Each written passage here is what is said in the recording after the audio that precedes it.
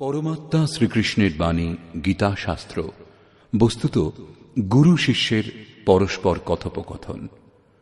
অর্জুন স্বীকার করেছিলেন, শিষ্যস্তেহম সাধি মাম ত্বাম প্রপন্নম। ভগবান, আমি আপনার শিষ্য, আপনার শরণাগত। যা আমার পক্ষে কল্যাণকর, আমাকে সেই উপদেশ দান করুন। অতএব গীতা শাস্ত্র সম্বন্ধে বলার পূর্বে পরম গুরুদেবের পাদপদ্মে এই স্তুতি গুরুবন্দনা নিবেদন করা হয়েছে। ওম শ্রী সদ্গুরুদেব ভগবান কি জয়।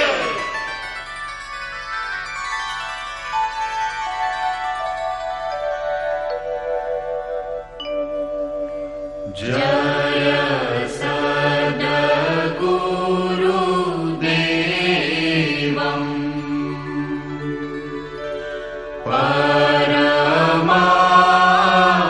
পরমানন্দম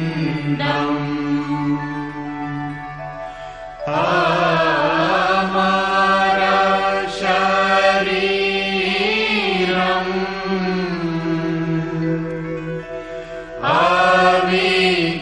আবিকারি নিরগুণ নিরমূলম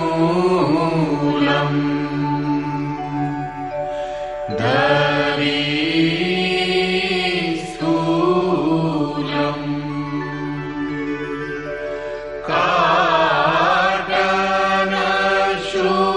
কাটনশূলম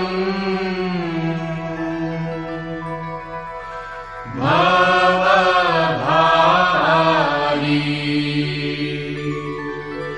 সুরত নিজ সোহম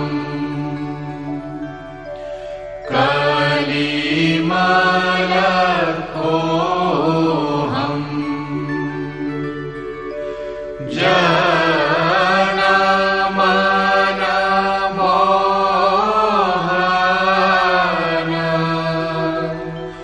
ছবি ভারি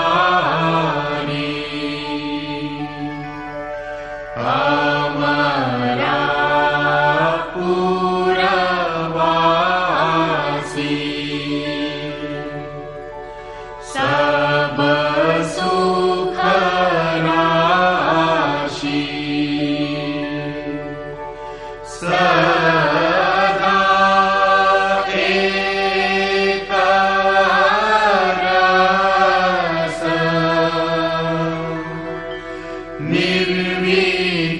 নির্বিকারি অনুভব গম্ভীরা মতি কে ধীরা অলখ ফকীরা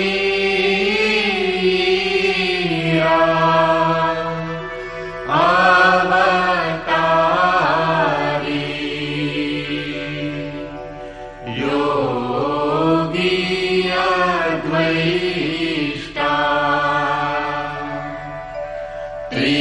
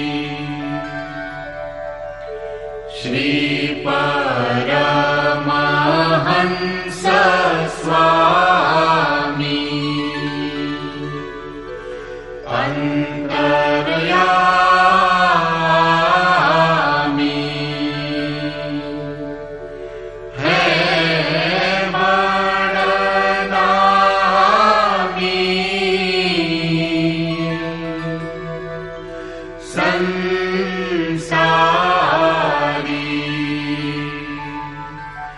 हंस नहीं तकारी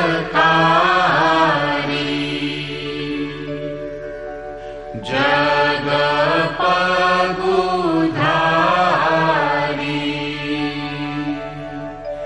गर्व प्रहारी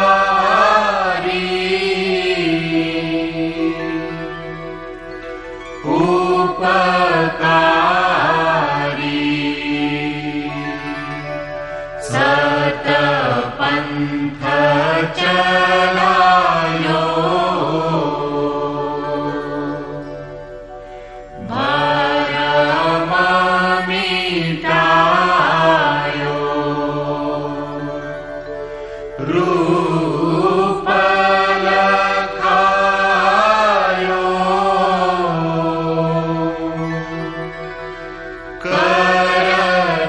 करतारी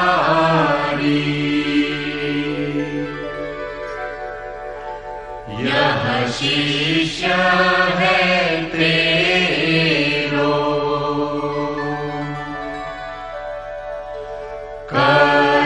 करतनी हो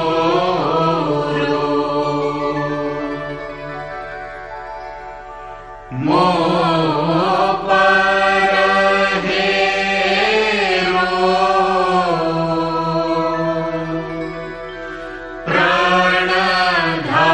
प्राणधारी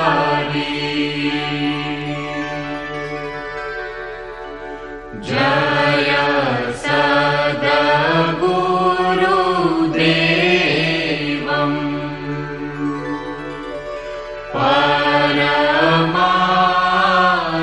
परमानन्दम्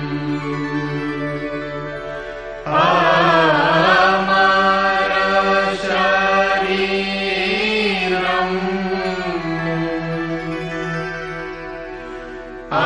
अविकारी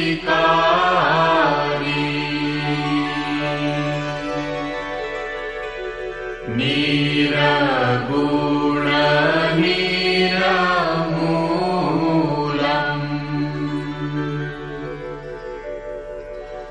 धरी स्थूलम्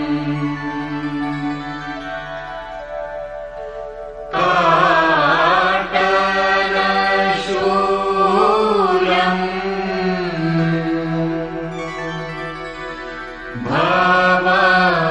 भवभारी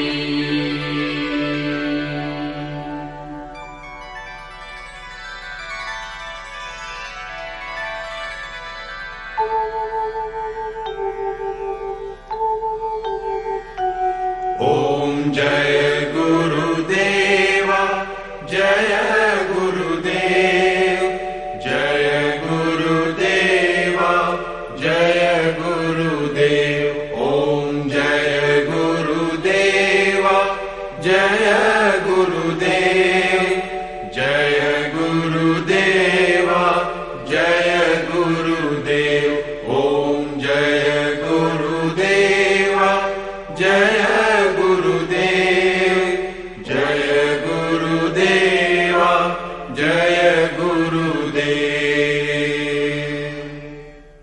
অমৃত অংশজাত ভ্রাতা ও ভগ্নীগণ, যে মহাপুরুষ সকল বেদ সংকলন, বেদান্ত প্রবর্তন, মহাভারত এবং ভাগবত রচনা করেছেন, তিনি যে গ্রন্থটিকে শাস্ত্র সংজ্ঞা দিয়েছেন তা হল ভগবান শ্রীকৃষ্ণ উক্ত গীতা।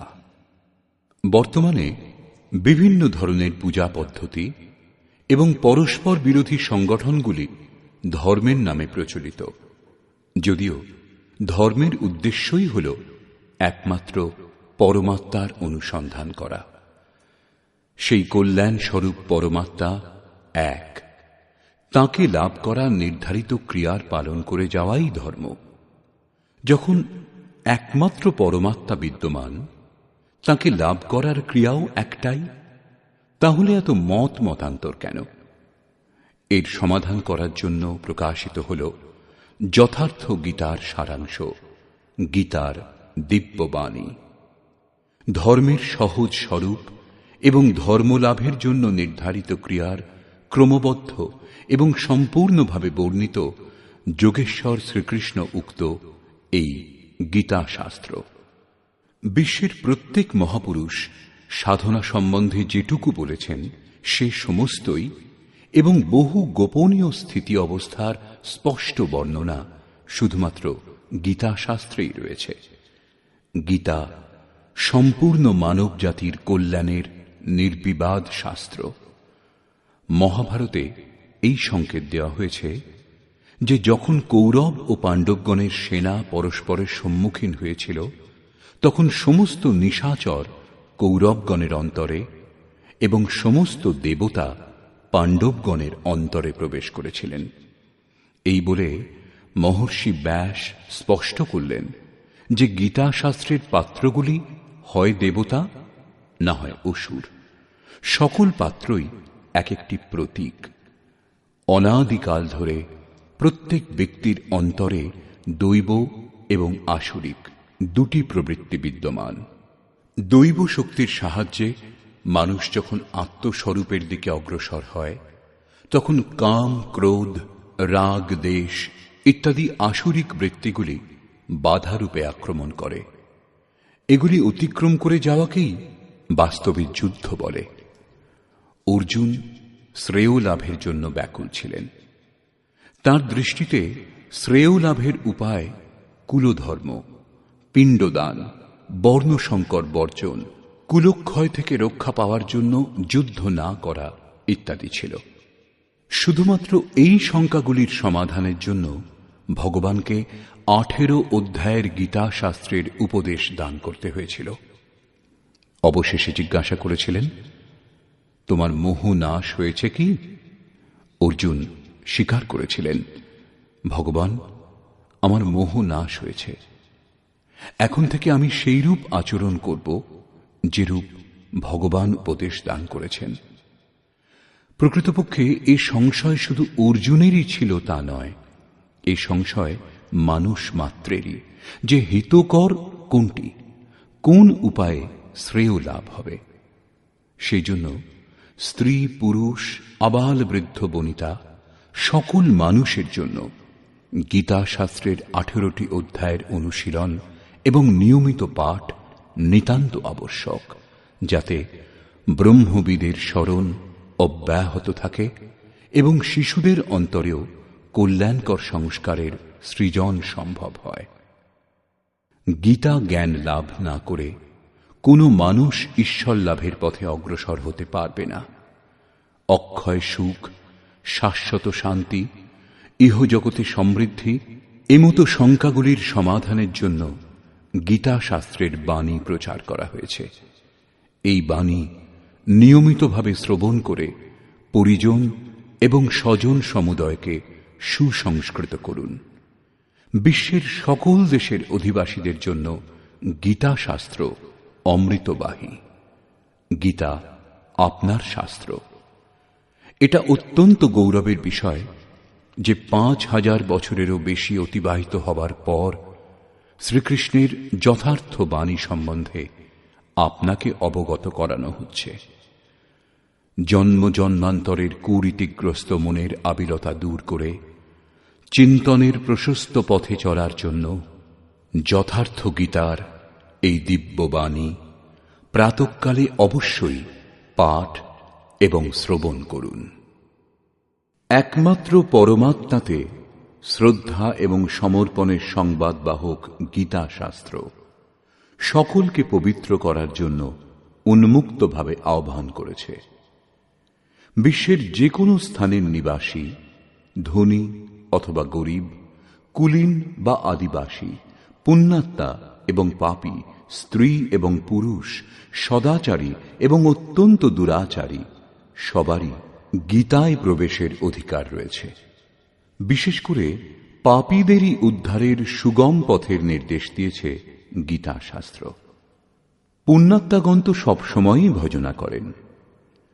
নিবেদিত হল সেই গীতা শাস্ত্রের অদ্বিতীয় ব্যাখ্যা, যথার্থ গীতার দিব্য সন্দেশ।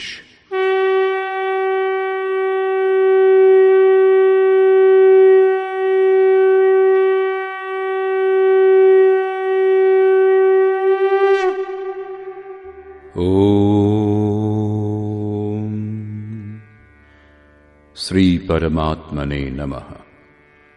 যথার্থ গীতা, শ্রীমদ্ ভগবদ গীতা, অথ প্রথম অধ্যায়।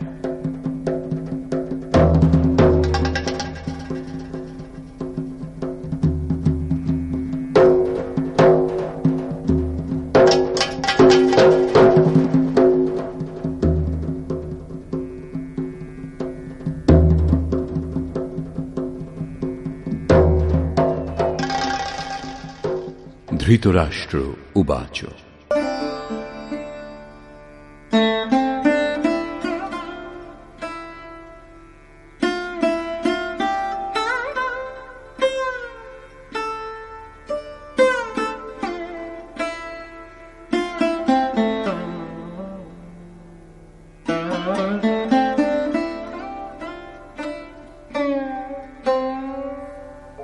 धर्मक्षेत्रे कुरुक्षेत्रे समवेता युयुत्सवः मामकाः पाण्डवाश्चैव किमकुर्वत সঞ্জয়।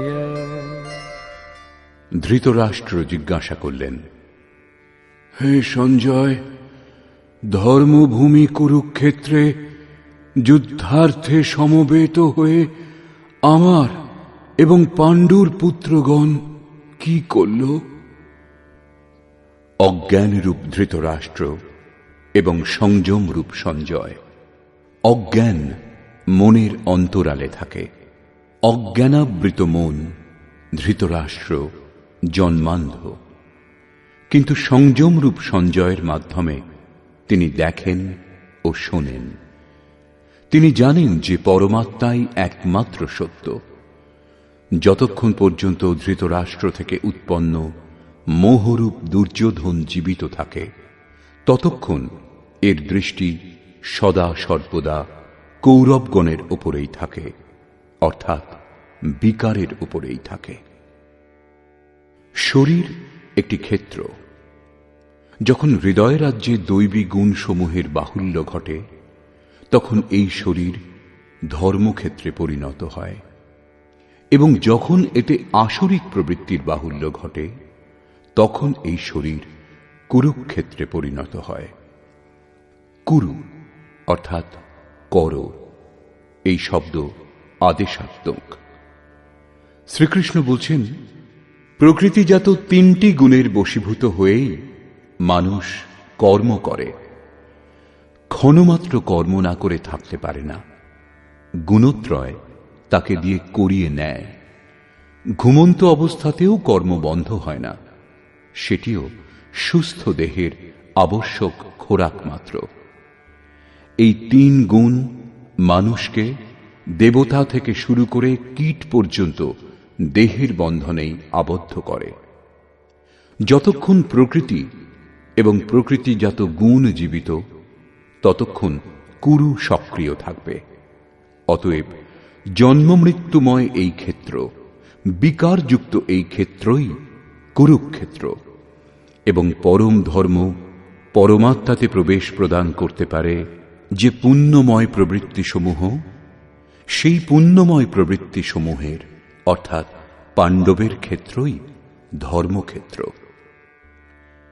পুরাতত্ত্ববিদগণ পাঞ্জাব, কাশী, প্রয়াগ এবং অন্যান্য বহু স্থানের মধ্যে কুরুক্ষেত্রের নির্দিষ্ট স্থান অনুসন্ধান কার্যে রত আছেন। কিন্তু গীতাকার স্বয়ং বলেছেন, যে ক্ষেত্রে এই যুদ্ধ হয়েছিল সেই ক্ষেত্রটি কোথায়? ইদম শরীরম কৌন্তেয় ক্ষেত্রমিত্যভিধীয়তে।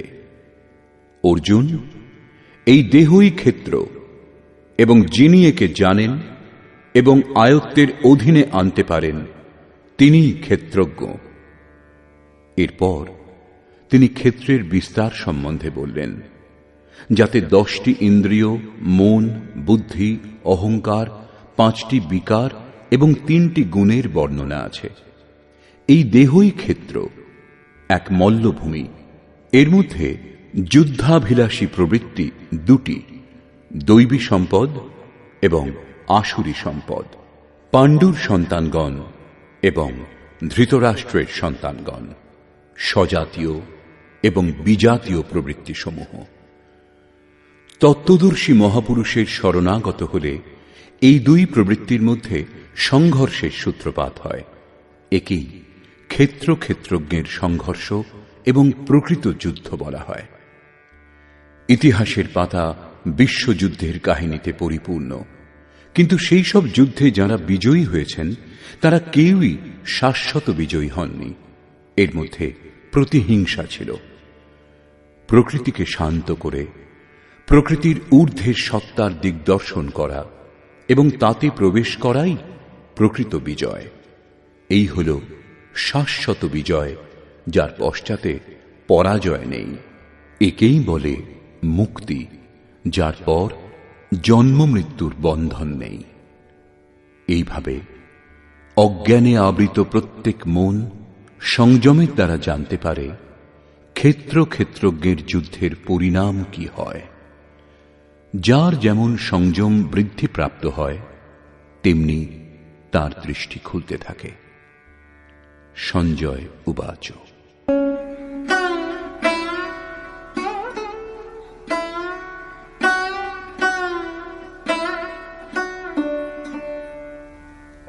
दृष्ट्वा तु पाण्डवानीकम् व्यूढम् दुर्योधनस्तदा आचार्यमुपसङ्गम्य राजा वचनमब्रवीत्।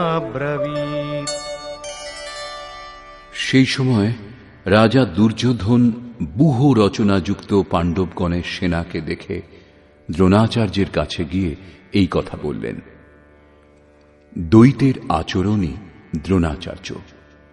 যখন অনুভব হয় যে পরমাত্মা থেকে আমরা পৃথক, একেই বলে দ্বৈতবোধ, তখনই তাকে লাভ করার জন্য ব্যাকুলতা জেগে ওঠে। তখনই আমরা গুরুর খোঁজে বেরিয়ে পড়ি।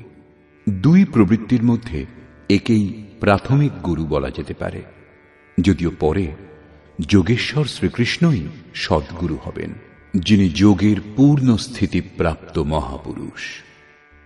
রাজা দুর্যোধন আচার্যের কাছে যান। মোহরূপ দুর্যোধন, মোহই সকল ব্যাধির মূল ও রাজা।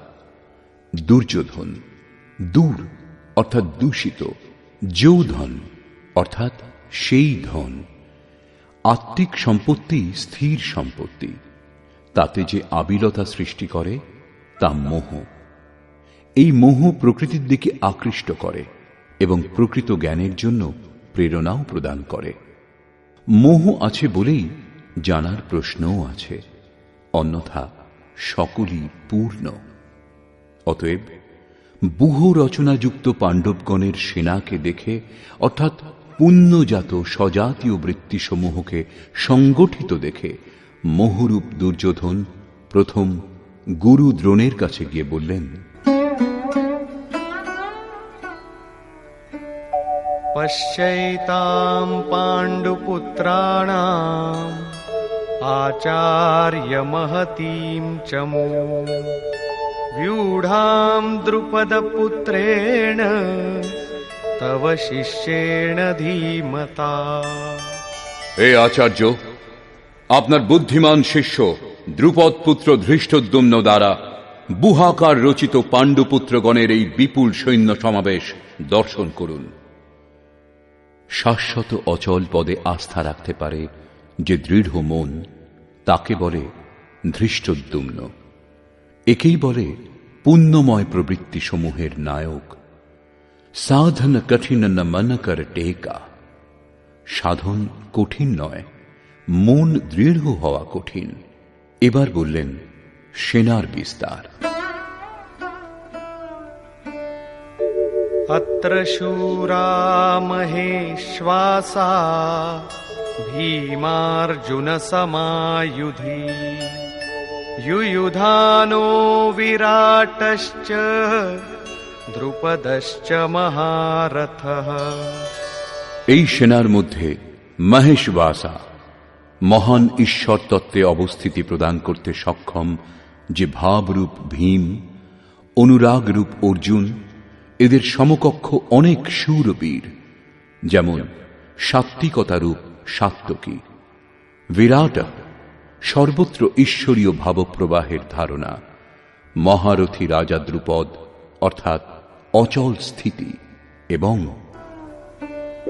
ধৃষ্টকেতুশ্চেকিতানঃ কাশীরাজশ্চ বীর্যবান পুরুজিত কুন্তিভোজশ্চ শৈব্যশ্চ নরপুঙ্গবঃ।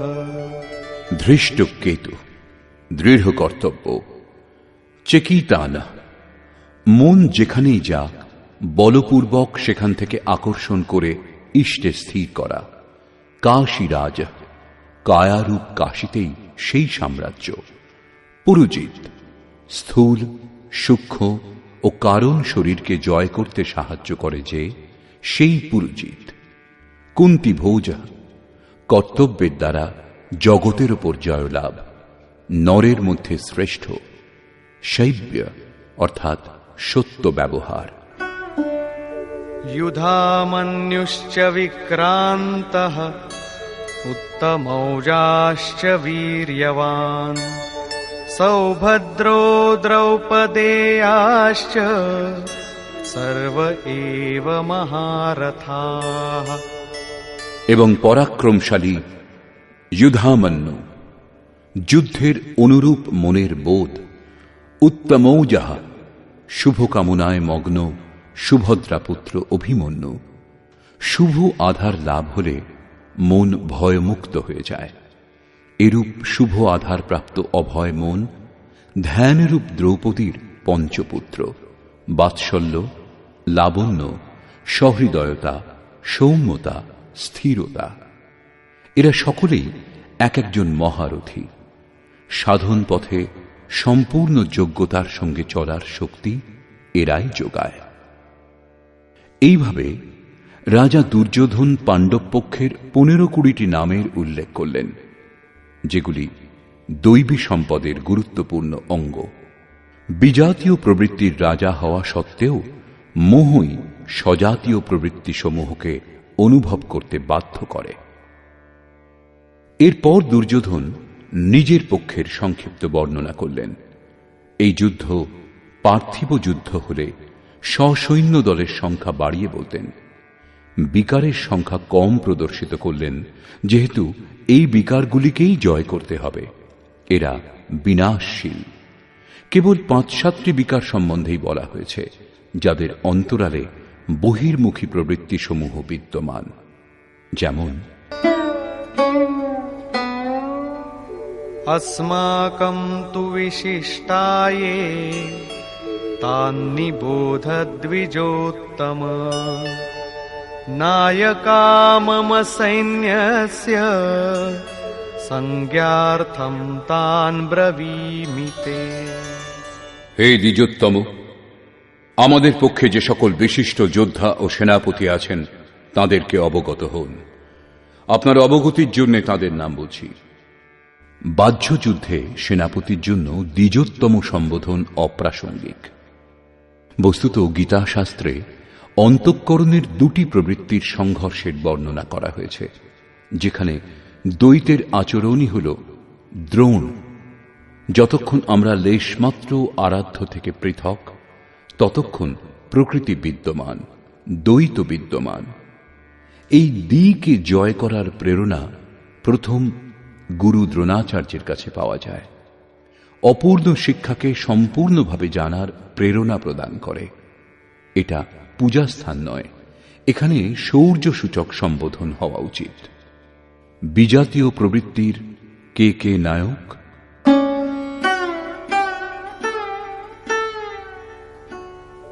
भवान् भीष्मश्च कर्णश्च कृपश्च समितिञ्जयः अश्वत्थामा विकर्णश्च सौमदत्तिस्तथैव च।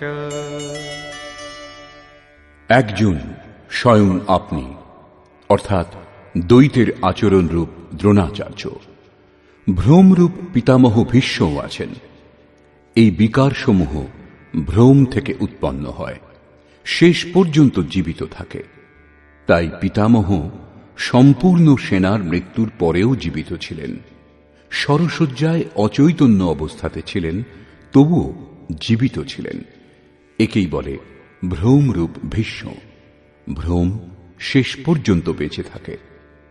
এইরূপ বিজাতীয় কর্মরূপ কর্ণ এবং সংগ্রাম বিজয়ী কৃপাচার্য। সাধন অবস্থায় সাধক অন্যের প্রতি যে কৃপার আচরণ করেন, সেই কৃপাকেই কৃপাচার্য বলে।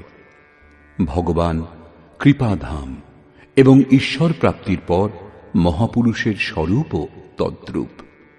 কিন্তু সাধন অবস্থায় যতক্ষণ সাধক ও পরমাত্মা পৃথক, বিজাতীয় প্রবৃত্তিগুলি সক্রিয় এবং মোহ আচ্ছাদিত। এইরূপ পরিস্থিতিতে সাধক যদি কৃপার আচরণ করেন, তবে তিনি নষ্ট ভ্রষ্ট হয়ে যান।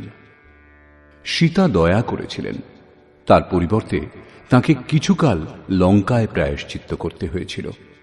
বিশ্বামিত্র দয়া করেছিলেন, তাই পতিত হয়েছিলেন।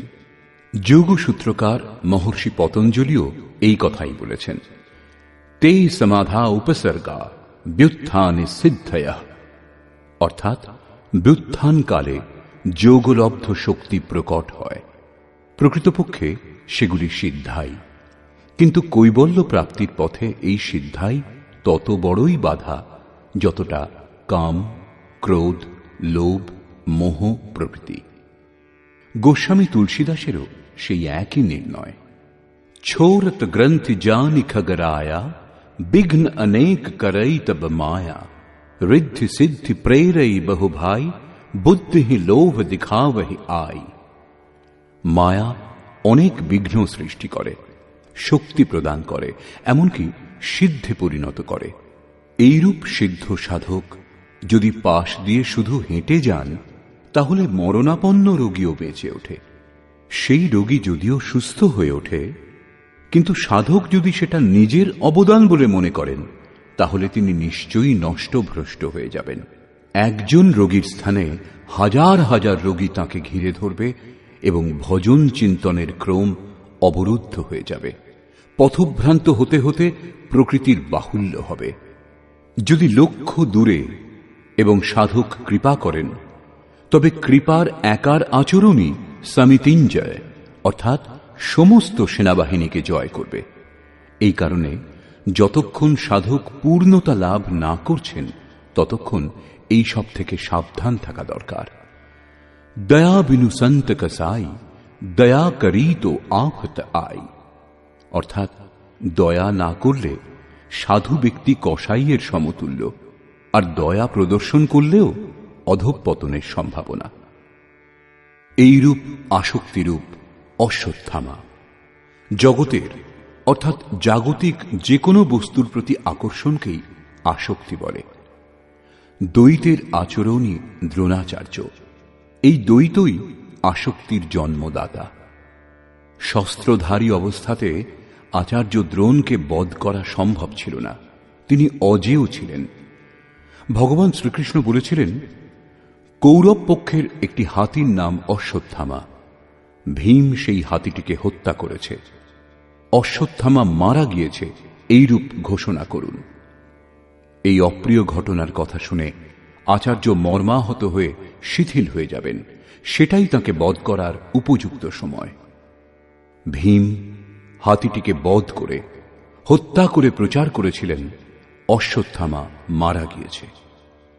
আচার্য দ্রোণ ভেবেছিলেন তার পুত্র অশ্বত্থামা মারা গিয়েছে। তিনি শোকে মুহ্যমান হয়ে পড়েছিলেন। ধনুক তার হাত থেকে পড়ে গিয়েছিল। তিনি হতাশ, নিশ্চেষ্ট হয়ে যুদ্ধভূমিতে বসে পড়েছিলেন। সেই মুহূর্তে তাকে বধ করা হয়েছিল। পুত্রের প্রতি অত্যধিক আসক্তি তার মৃত্যুর কারণ হয়ে দাঁড়িয়েছিল। অশ্বত্থামা দীর্ঘজীবী ছিলেন। নিবৃত্তির শেষ মুহূর্ত পর্যন্ত বাধা দেয়, তাই একে অমর বলা হয়েছে।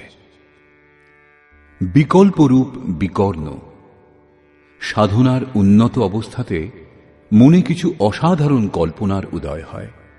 মনে সংকল্প বিকল্প জাগে যে স্বরূপ লাভের পর ভগবানের তরফ থেকে কিরূপ সিদ্ধাই, কিরূপ অলৌকিক শক্তি প্রদান করা হবে।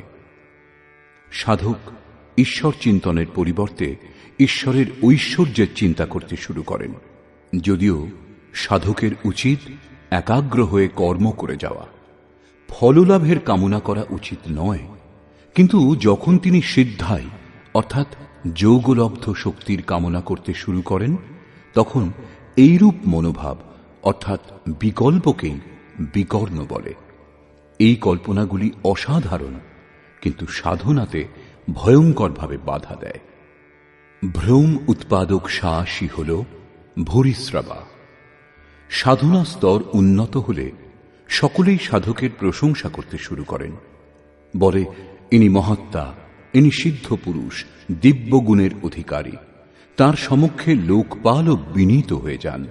এমন ব্যবহার এবং প্রশংসা দ্বারা সাধক আনন্দের আতিশয্যে পথহারা হন। এইরূপ শ্বাসকেই ভূরিশ্রবা বলা হয়। পূজ্য গুরুদেব বলতেন, সমাজ যদি পুষ্পবৃষ্টি করে, প্রশংসা করে, বিশ্ববন্দ জগৎগুরু বলে, তোমার তাতে কিছু লাভ হবে না, শুধু কান্নাকাটি করতে থাকবে। কিন্তু যদি ভগবান তোমাকে সাধুর আখ্যা দেন, তবে সর্বস্ব লাভ করবে। সমাজ বলুক অথবা নাই বলুক, তুমি সর্বস্ব লাভ করবে। এইরূপ প্রশংসাতে অভিভূত হওয়াকেই ভ্রম উৎপাদক শ্বাস অর্থাৎ ভূরিশ্রবা বলে। অত্যধিক প্রশংসার ফলে সাধনার হ্রাস হয়। অতএব ভ্রম উৎপাদক শ্বাসই হল ভূরিশ্রবা। সংযমের স্তর উন্নত হলে পরে যে বিকারগুলি বাধা দেয়, এগুলি তাদেরই নাম। আসক্তিরূপ অশ্বত্থামা, বিকল্পরূপ বিকর্ণ এবং ভ্রমপূর্ণ শ্বাস ভূরিশ্রবা। এরা সকলেই বহির্মুখী প্রবাহের নায়ক।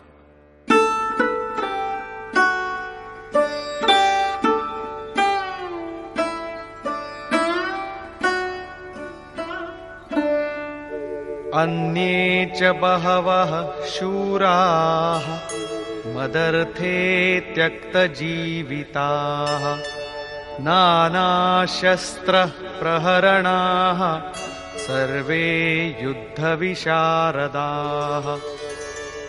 আমার জন্য প্রাণ দান করতে কৃত সংকল্প অন্যান্য অনেক শূরবীর অস্ত্রে শস্ত্রে সজ্জিত হয়েছেন। সকলেই আমার জন্য প্রাণ দান করতে সংকল্পবদ্ধ, কিন্তু এদের কোনো নির্দিষ্ট সংখ্যা পরিগণিত হয়নি। এখন কোন কোন সেনা কি কি ভাব দ্বারা সুরক্ষিত তা বলছেন। অপর্যাপ্তম তদস্মাকম বলম ভীষ্মাভিরক্ষিতম পর্যাপ্তম ত্বিদমেতেষাম বলম ভীমাভিরক্ষিতম। ভীষ্ম দ্বারা সুরক্ষিত আমাদের সেনা সর্বপ্রকারে অজেয়, কিন্তু ভীম দ্বারা পরিচালিত পাণ্ডবগণের সেনা জয় করা সহজ। পর্যাপ্ত এবং অপর্যাপ্তের মতো সংশ্লিষ্ট শব্দের প্রয়োগ দুর্যোধনের আশঙ্কাই ব্যক্ত করছে। অতএব দেখতে হবে যে ভীষ্ম কোন সত্তা যার উপর কৌরব সেনা নির্ভরশীল, এবং ভীম কোন সত্তা যার উপর অর্থাৎ যে দৈবী সম্পদের উপর সম্পূর্ণ পাণ্ডব নির্ভরশীল। দুর্যোধন এবার নিজের সুব্যবস্থার জন্য নির্দেশ দিলেন। अयनेषु च सर्वेषु यथा भागमवस्थिताः भीष्ममेवाभिरक्षन्तु भवन्तः सर्व एव हि। এক্ষণে আপনারা সকলেই ব্যূহ সমূহের প্রবেশ দ্বারে স্ব-স্ব-স্থানে অবস্থিত হয়ে পিতামহ ভীষ্মকেই সকল দিক থেকে রক্ষা করুন।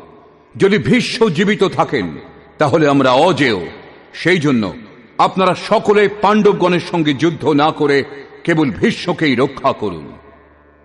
কেমন যোদ্ধা ছিলেন ভীষ্ম, যিনি স্বয়ং নিজেকে রক্ষা করতে অক্ষম?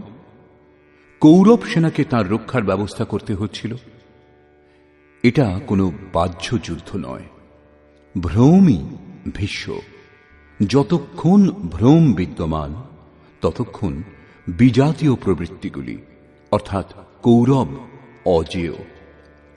অজেয় শব্দের অর্থ এই নয় যে অজেয়কে জয় করা যায় না। অজেয়র অর্থ হল দুর্জয়, একে জয় করা কষ্টসাধ্য।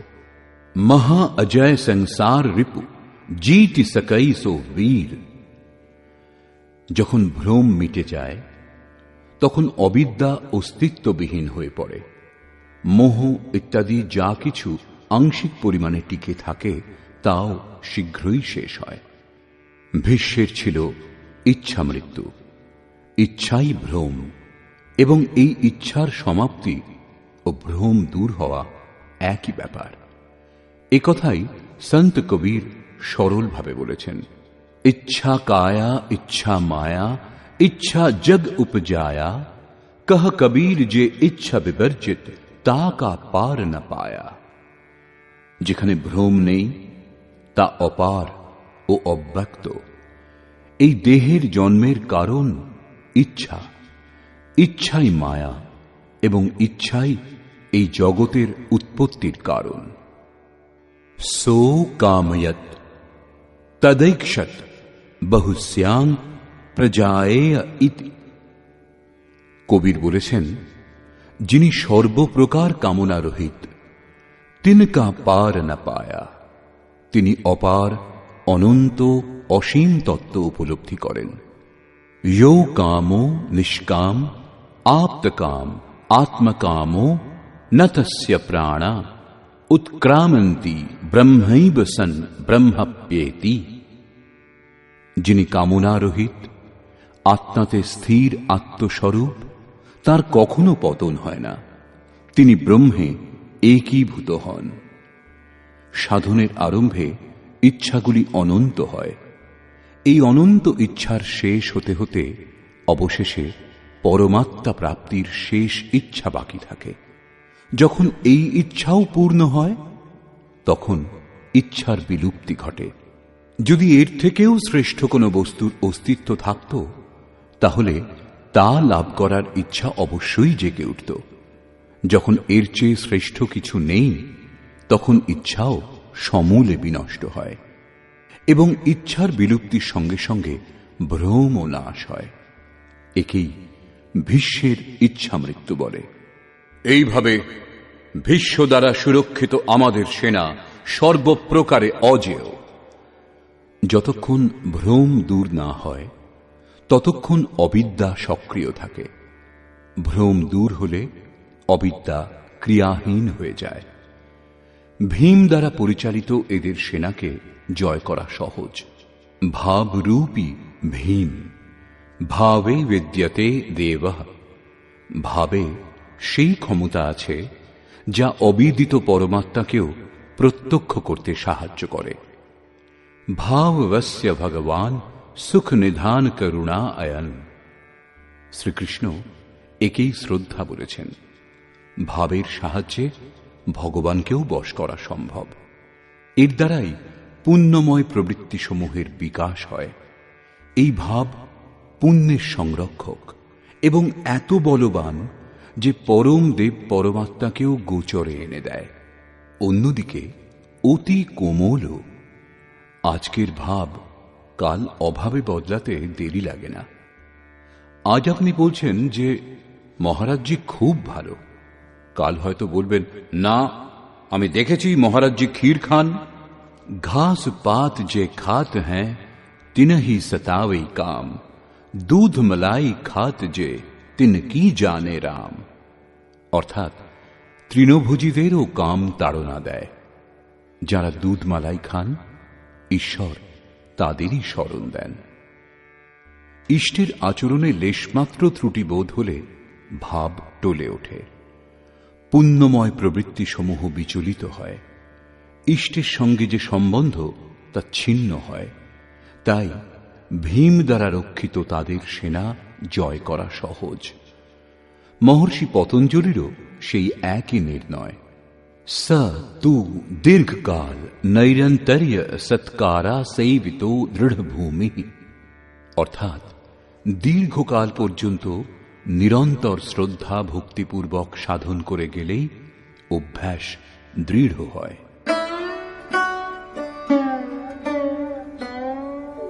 তস্য সঞ্জনয়ন হর্ষম কুরু বৃদ্ধঃ পিতামহঃ সিংহনাদম বিনদ্যোচ্চৈঃ শঙ্খম দধ্মৌ প্রতাপবান। এই প্রকার সকলেই নিজেদের শক্তি নির্ণয় করে শঙ্খধ্বনি করলেন। এই শঙ্খধ্বনি হল পাত্রের পরাক্রমের ঘোষণা।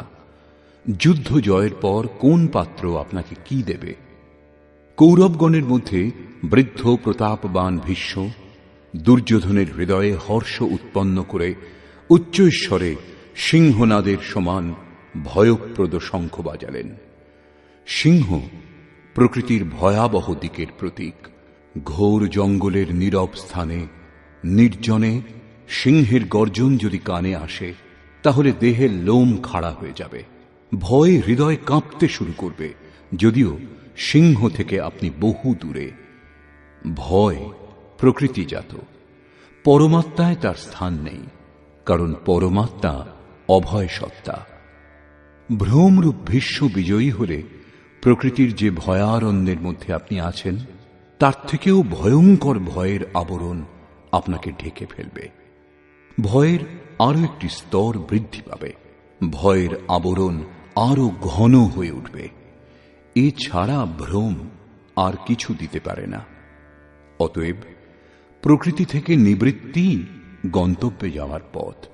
সংসারে প্রবৃত্তি প্রতারণা করে, ঘোর অন্ধকারময়।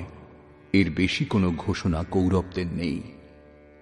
কৌরব পক্ষ থেকে কয়েকটি বাদ্য একসঙ্গে বেজে উঠল, কিন্তু সেগুলিও ভয় প্রদান করা ছাড়া আর কিছু দিতে পারল না। প্রত্যেক বিকার কিছু না কিছু ভয়ই প্রদান করে। সেজন্য তারাও ঘোষণা করলেন, ততঃ শঙ্খাশ্চ ভৈর্যশ্চ পণবানক গোমুখাঃ সহসৈবাভ্যহন্যন্ত সশব্দস্তু মূলোऽভবৎ। এরপর অনেক শঙ্খ, ভেরি, ঢোল এবং রণশৃঙ্গাদি রণবাদ্যযন্ত্র একসঙ্গে বেজে উঠল। সেগুলির শব্দ অত্যন্ত ভয়ঙ্কর পরিস্থিতি সৃষ্টি করল। ভয় সঞ্চার করার অতিরিক্ত কৌরবদের কোনো ঘোষণা নেই। বহির্মুখী বিজাতীয় প্রবৃত্তি সফল হলে মোহরূপ অন্ধকার আরো ঘন করে দেয়। এরপর পুণ্যময় প্রবৃত্তি সমূহের দিক থেকে ঘোষণা করা হল, যার মধ্যে প্রথম ঘোষণাটি যোগেশ্বর শ্রীকৃষ্ণের।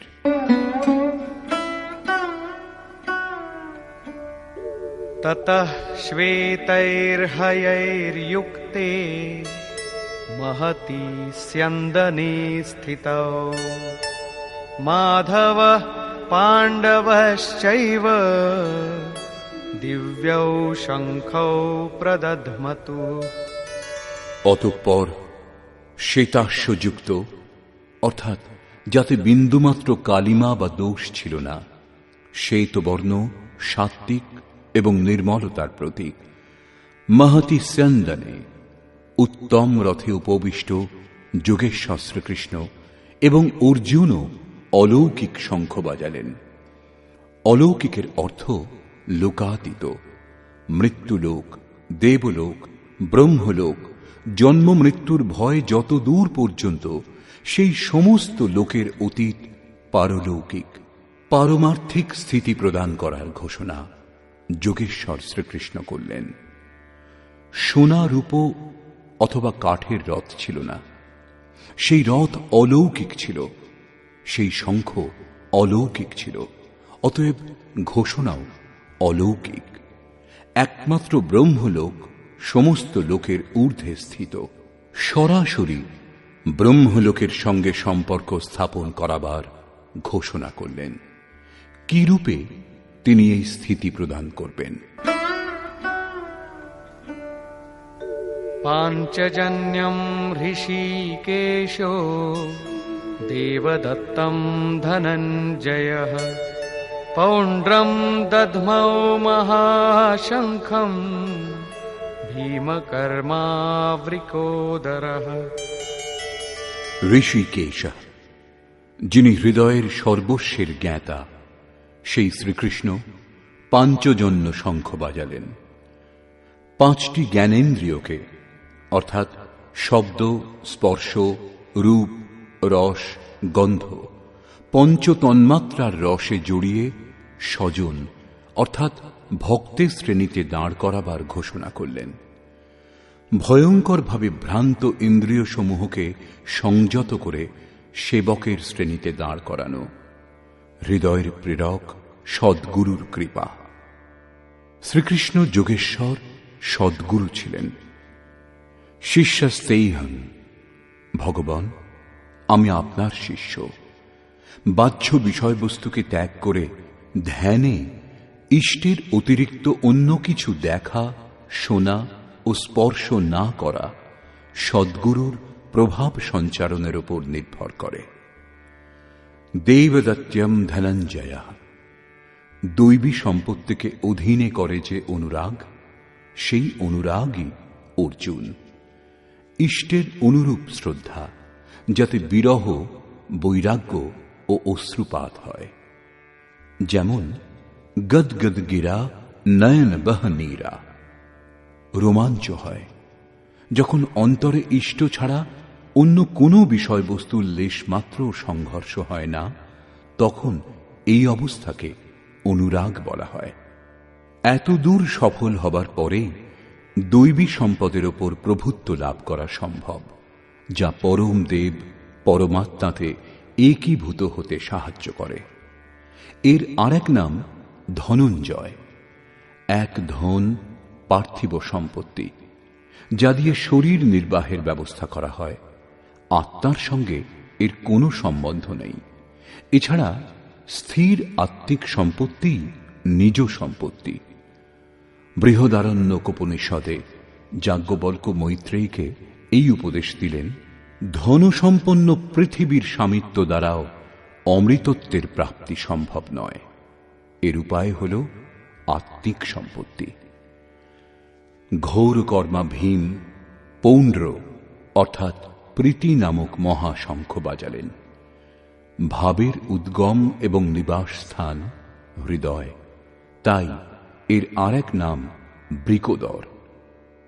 আপনাদের ভাব, স্নেহ ছোটদের প্রতি স্বভাবতই থাকে, কিন্তু সেই স্নেহ উৎপন্ন হয় আপনাদের হৃদয়ে, যা গিয়ে মূর্ত হয় ছোটদের প্রতি। এই ভাব অগাধ এবং মহাবলশালী। ভীম প্রীতি নামক শঙ্খ বাজালেন। এই প্রীতি ভাবের মধ্যেই নিহিত, তাই ভীম বাজালেন পৌণ্ড্র অর্থাৎ প্রীতি নামক মহাশঙ্খ। ভাব অত্যন্ত শক্তিশালী, কিন্তু প্রীতির মাধ্যমে তা সঞ্চার হয়। हर व्यापक सर्वत्र समाना, प्रेम ते प्रकट हों ही मैं जाना। অর্থাৎ ঈশ্বর সর্বত্র সমান রূপেই বিদ্যমান, কিন্তু তাকে প্রকট করতে হলে চাই হৃদয়ে বিরহ, বৈরাগ্য এবং উৎকট প্রেম। অনন্ত বিজয়ম রাজা কুন্তী পুত্র যুধিষ্ঠিরঃ, নকুলঃ সহদেবশ্চ সুঘোষমণিপুষ্পকৌ। কুন্তিপুত্র রাজা যুধিষ্ঠির অনন্ত বিজয় নামক শঙ্খ বাজালেন। কর্তব্যরূপ কুন্তি এবং ধর্মরূপ যুধিষ্ঠির। ধর্মে স্থির থাকলেই অনন্ত বিজয়ম, অনন্ত পরমাত্মাতে স্থিতি লাভ হবে। যুদ্ধে স্থিরঃ স যুধিষ্ঠিরঃ। প্রকৃতি পুরুষ ক্ষেত্র ক্ষেত্রজ্ঞের সংঘর্ষে স্থির থাকেন, অত্যন্ত দুঃখেও বিচলিত হন না। তবেই একদিন যিনি অনন্ত, যার অন্ত নেই, সেই পরম তত্ত্ব পরমাত্মাকে লাভ করতে সক্ষম হন। নিয়মরূপ নকুল সুঘোষ নামক শঙ্খ বাজালেন। যেমন যেমন নিয়ম কঠোর হবে, তেমন তেমন অশুভ লক্ষণগুলি বিলয় হয়ে যাবে এবং শুভ পরিস্থিতির উদয় হবে। সৎসঙ্গরূপ সহদেব মণিপুষ্পক নামক শঙ্খ বাজালেন। মনীষীগণ প্রত্যেক শ্বাসকে বহুমূল্য মণির আখ্যা দিয়েছেন। হীরা জৈসে শ্বাসা বাতোঁ মে बीती যায়। বাহ্য সৎসঙ্গ সৎপুরুষের বাণী শ্রবণকে বলে, যা এক প্রকার সৎসঙ্গ, কিন্তু যথার্থ সৎসঙ্গ হয় আন্তরিক। শ্রীকৃষ্ণের মতে আত্মাই সত্য এবং সনাতন। চিত্ত যখন স্থির হয়ে আত্মার সঙ্গত করে, তখনই হয় প্রকৃত সৎসঙ্গ। এই সৎসঙ্গ চিন্তন, ধ্যান এবং সমাধির অভ্যাস দ্বারা সম্পন্ন হয়। যেমন যেমন সত্যের সান্নিধ্যে স্মৃতি স্থির হবে, তেমন তেমন এক একটি শ্বাসের উপর নিয়ন্ত্রণ হতে থাকবে। ইন্দ্রিয়গুলির সঙ্গে মনও নিরুদ্ধ হয়ে আসবে। এই প্রকার যখন সম্পূর্ণরূপে নিরুদ্ধ হবে, তখনই বস্তু লাভ হবে। বাদ্যযন্ত্রের মতো আত্মার ধ্বনির সঙ্গে চিত্তের ধ্বনি মিলিয়ে সঙ্গত করাই যথার্থ সৎসঙ্গ। বাহ্য মণি কঠোর হয়, কিন্তু শ্বাসরূপ মণি পুষ্প থেকেও কোমল। পুষ্প তো বিকশিত হওয়ার পর অথবা বৃন্তচ্যুত হলে শুকিয়ে যায়, কিন্তু আপনি এর পরের শ্বাস পর্যন্ত জীবিত থাকার নিশ্চয়তা দিতে পারেন না। সৎসঙ্গ সফল হলে প্রত্যেক শ্বাসের উপর নিয়ন্ত্রণ রেখে লক্ষ্য প্রাপ্তি সম্ভব। এর বেশি পাণ্ডবদের কোনো ঘোষণা নেই, কিন্তু প্রত্যেক সাধন নির্মলতার পথে কিছু না কিছু দূরত্ব অতিক্রম করায়।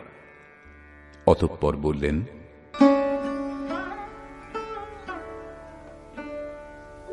काश्यश्च परमेश्वासः शिखण्डी च महारथः धृष्टद्युम्नो विराटश्च सात्यकिश्चापराजितः।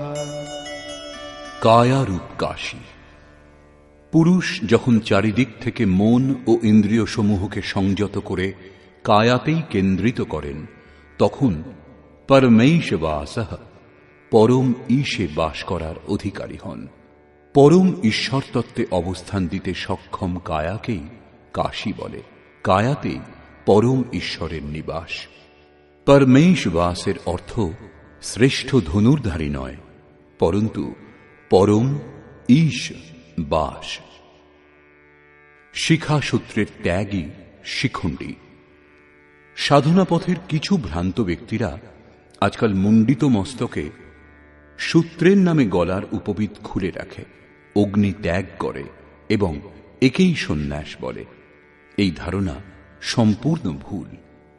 বস্তুত শিখা লক্ষ্যের প্রতীক, যেখানে আপনাকে পৌঁছতে হবে, এবং সূত্র সংস্কারের প্রতীক। যতক্ষণ পরমাত্মার প্রাপ্তি না হয়, ততক্ষণ সংস্কারের সূত্রপাত হতেই থাকে। ততক্ষণ ত্যাগ কোথায়? কি প্রকার সন্ন্যাস? এখনো তো তিনি পথিক। যখন প্রাপ্য বস্তুর প্রাপ্তি হয়, পূর্বে সমস্ত সংস্কারের সূত্র ছিন্ন হয়, এইরূপ অবস্থাতে সম্পূর্ণরূপে ভ্রম মিটে যায়। সেই জন্যই শিখণ্ডী ভ্রমরূপে ভীষ্মের বিনাশ করে। শিখণ্ডী চিন্তন পথের বিশিষ্ট যোগ্যতারূপ মহারথীকে বলে। ধৃষ্টদ্যুম্ন দৃঢ় ও অচল মন এবং বিরাট, সর্বত্র বিরাট ঈশ্বরের প্রসার দেখার ক্ষমতা, এইসবই হল দৈব সম্পদের প্রমুখ গুণ। সাত্ত্বিক, তাই সাত্ত্বিকী। সত্য চিন্তনের প্রবৃত্তি, অর্থাৎ যদি সাত্ত্বিকতা বিদ্যমান থাকে, তাহলে আর পতনের সম্ভাবনা থাকে না। এই সংঘর্ষে পরাজয় হতে দেয় না।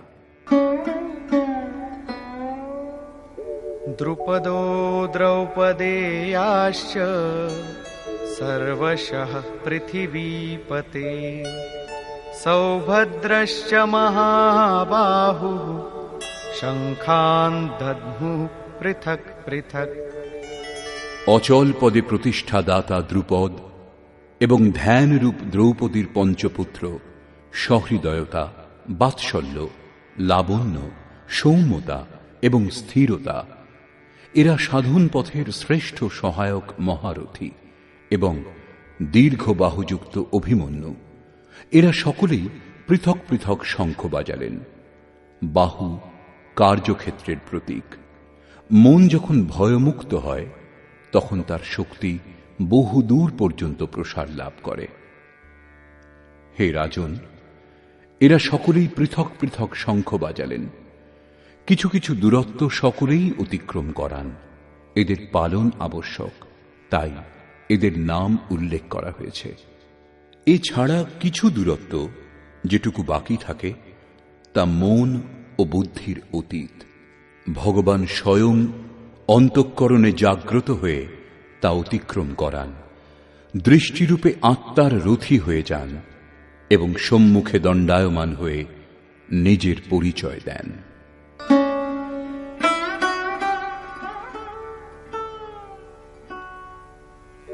सघोषोधार्तराष्ट्राणाम् हृदयानि व्यदारयत् नभश्च पृथिवीं चैव तुमुलो व्यनुनादयन्। সেই তুমুল শঙ্খধ্বনি আকাশ ও পৃথিবী প্রতিধ্বনিত করে ধৃতরাষ্ট্রপুত্রগণের হৃদয় বিদীর্ণ করল। সেনা পাণ্ডব পক্ষেও ছিল, কিন্তু হৃদয় বিদীর্ণ হল কেবল ধৃতরাষ্ট্রপুত্রগণের। বস্তুত পাঞ্চজন্য দৈবী শক্তির ওপর আধিপত্য, অনন্তকে জয়, অশুভর প্রশমন এবং শুভের আবির্ভাব নিরন্তর হতে থাকলে এই কুরুক্ষেত্রে আসুরী সম্পদ বহির্মুখী প্রবৃত্তিগুলির হৃদয় বিদীর্ণ হয়ে যাবে। তাদের বল ক্রমশ ক্ষীণ হতে থাকবে। পূর্ণ সফলতা লাভ হলে মোহময়ী প্রবৃত্তিগুলি সম্পূর্ণরূপে শান্ত হয়ে যায়। अथ व्यवस्थितान् दृष्ट्वा धार्तराष्ट्रान् कपिध्वजः प्रवृत्ते शस्त्रसम्पाते धनुरुद्यम्य पाण्डवः। ऋषिकेशं तदा वाक्यम् इदमाह महीपते सेनयोरुभयोर्मध्ये रथं स्थापयमेच्युत। সংযম রূপ সঞ্জয় অজ্ঞানাবৃত মনকে বোঝালেন যে, হে রাজন, কপিধ্বজা বৈরাগ্যরূপ হনুমান, বৈরাগ্যই যার ধ্বজা। ধ্বজাকে রাষ্ট্রের প্রতীক বলা হয়। কারো কারো মতে পতাকা চঞ্চল ছিল, তাই কপিধ্বজ বলা হয়েছে, কিন্তু তা নয়। এখানে কপি সাধারণ বানর নয়, স্বয়ং হনুমানই ছিলেন, যিনি মান অপমানের হনন করেছিলেন।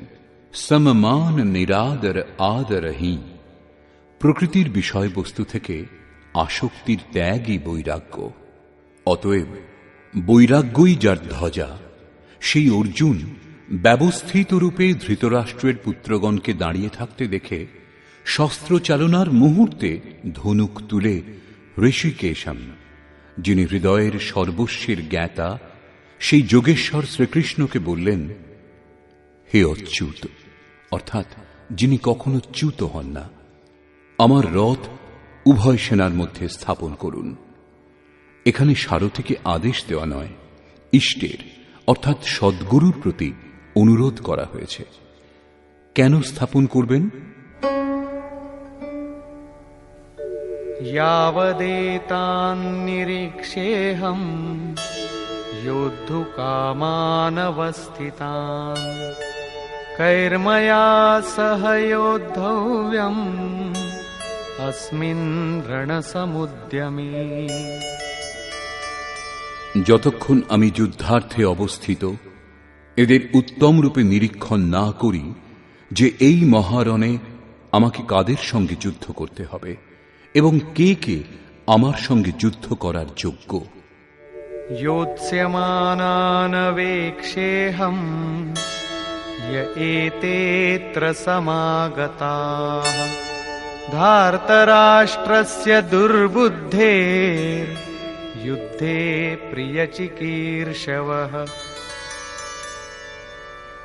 দুর্বুদ্ধি দুর্যোধনের হিতকামী যে সকল রাজাগণ যুদ্ধ করার জন্য এখানে উপস্থিত হয়েছেন তাদের আমি দেখতে চাই, সেই জন্য রথ স্থাপন করুন।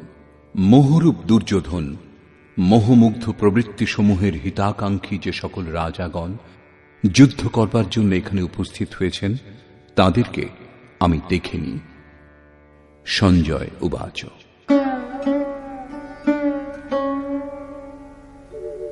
एवमुक्तो ऋषिकेशो गुडाकेशेन भारत सेनयोरुभयोर्मध्ये स्थापयित्वा रथोत्तमम् भीष्मद्रोणप्रमुखतः सर्वेषां च महीक्षिताम् उवाच पार्थ पश्यैतान् সমবেতান কুরু নীতি। সঞ্জয় বললেন, নিদ্রাজয়ী অর্জুনের এইরূপ বলার পর ভগবান শ্রীকৃষ্ণ, যিনি হৃদয়ের জ্ঞাতা, তিনি উভয় সেনার মধ্যে এবং ভীষ্ম, দ্রোণ ও মহীক্ষিতাম দেহরূপ পৃথিবীকে অধিকার করেছেন যে রাজাগণ, সেই সকল রাজাগণের সম্মুখে উত্তম রথ স্থাপন করে বললেন, হে পার্থ, সমবেত কৌরবগণকে অবলোকন করো।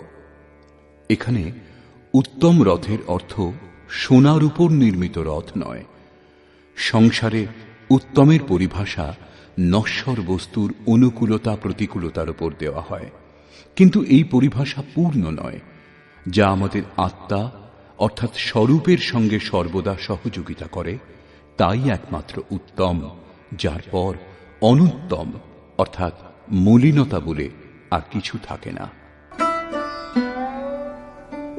তত্রাপশ্যৎ স্থিতান পার্থঃ পিতॄনথ পিতামহাঃ আচার্যান মাতুলান ভ্রাতॄন পুত্রান পৌত্রান সখীনস্তথা শ্বশুরান সুহৃদশ্চৈব সেনয়োরুভয়োরপি। এছাড়া সুনিশ্চিত লক্ষ্যযুক্ত পার্থিব দেহকে যিনি রথ স্বরূপ বিবেচনা করেছেন, সেই পার্থ উভয় পক্ষের সেনা দলের মধ্যে পিতৃব্যগণকে, পিতামহগণকে, আচার্যগণকে, মাতুলগণকে, ভ্রাতাগণকে, পুত্রগণকে, পৌত্রগণকে, মিত্রগণকে, শ্বশুরগণকে এবং সুহৃদগণকে অবস্থিত দেখলেন। উভয় সেনাদলের মধ্যে অর্জুন কেবল নিজের পরিবার, মামার পরিবার, শ্বশুরের পরিবার এবং সুহৃদ ও গুরুজনদের দেখতে পেলেন। মহাভারতকালের গণনা অনুসারে 18 অক্ষৌহিনী অর্থাৎ আনুমানিক 40 লক্ষের সমকক্ষ হবে, কিন্তু প্রচলিত গণনা অনুসারে 18 অক্ষৌহিনী অর্থাৎ 6.5 আরব সংখ্যায় হবে, যা আজকের বিশ্বের জনসংখ্যার সমকক্ষ। আজ সমগ্র বিশ্বে মাত্র ততই জনসমূহের জন্য বিশ্বস্তরে আবাস, খাদ্য এবং জনসংখ্যার সমস্যা সমুপস্থিত। এই বিশাল জনসমূহ অর্জুনের 3-4টি আত্মীয়ের পরিবারই মাত্র ছিল। এত বিশাল পরিবার কি কারো হয়? কখনোই না। এই সকলই হৃদয় ক্ষেত্রের ছবি।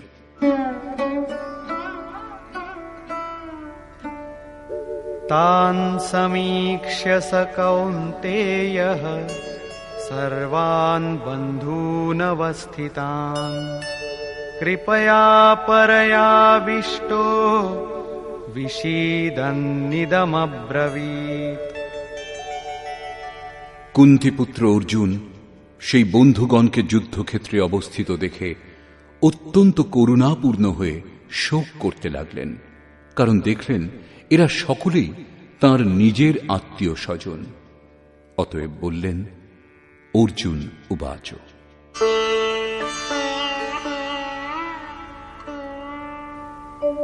দৃষ্ট্বেমং স্বজনং কৃষ্ণ যুযুৎসুং সমুপস্থিতং सीदन्ति मम गात्राणि मुखं च परिशुष्यति वेपथुश्च शरीरे मे रोमहर्षश्च जायते।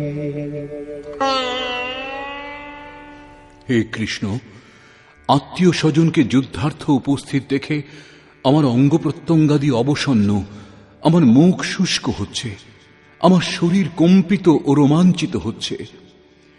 এখানেই শেষ নয়। गाण्डीवं स्रंसते हस्तात् त्वक्चैव परिदह्यते न च शक्नोम्यवस्थातुं भ्रमतीव च मे मनः। আমার হাত থেকে গাণ্ডীব খসে পড়ছে এবং চর্ম যেন দগ্ধ হচ্ছে।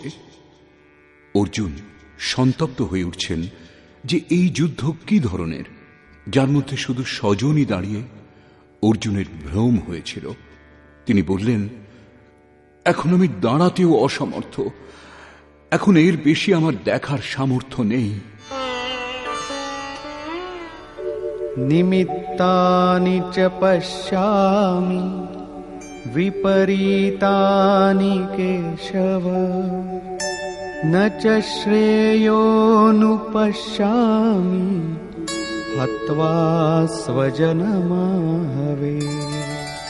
হে কেশব, এই যুদ্ধের লক্ষণ ও বিপরীত দেখছি। যুদ্ধে আত্মীয়দের হত্যা করলে মঙ্গল হবে এও দেখি না। কুলকে বধ করলে কল্যাণ কিরূপে সম্ভব?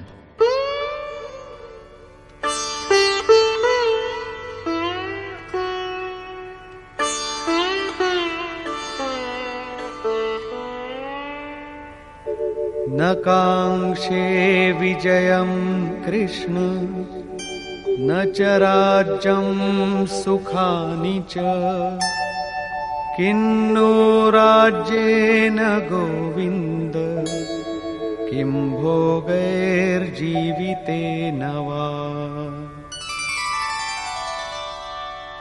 সম্পূর্ণ পরিবার যুদ্ধে উপস্থিত হয়েছেন। এদের যুদ্ধে বধ করে বিজয়, সেই বিজয়ের দ্বারা প্রাপ্ত রাজ্য ও রাজ্য সুখ অর্জুন চান না। তিনি বললেন, হে কৃষ্ণ, আমি বিজয় চাই না, রাজ্য এবং সুখ ভোগ কামনা করি না। হে গোবিন্দ, আমাদের রাজ্যে কি প্রয়োজন, আর সুখ ভোগে বা জীবন ধারণেই বা কি প্রয়োজন? কেন?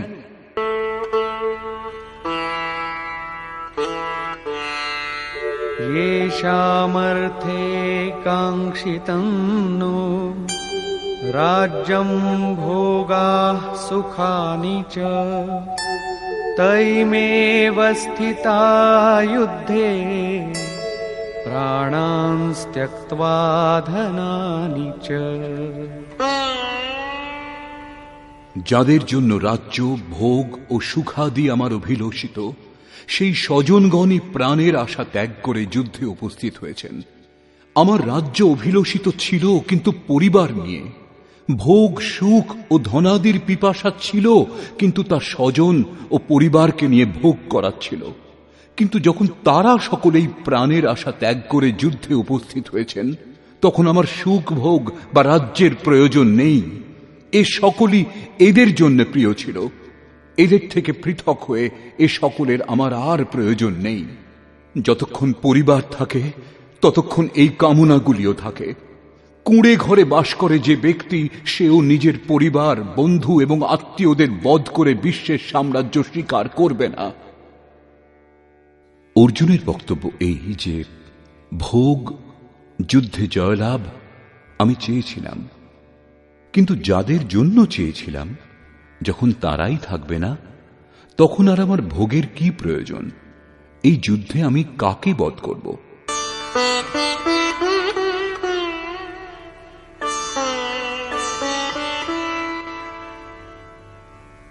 आचार्याः पितरः पुत्राः तथैव च पितामहाः मातुलाः श्वशुराः पौत्राः शालाः सम्बन्धिनस्तथा। এই যুদ্ধে আচার্যগণ, পিতৃব্যগণ, পুত্রগণ, পিতামহগণ, মাতুলগণ, শ্বশুরগণ, পৌত্রগণ, শ্যালকগণ এবং স্বজনগণই উপস্থিত হয়েছেন।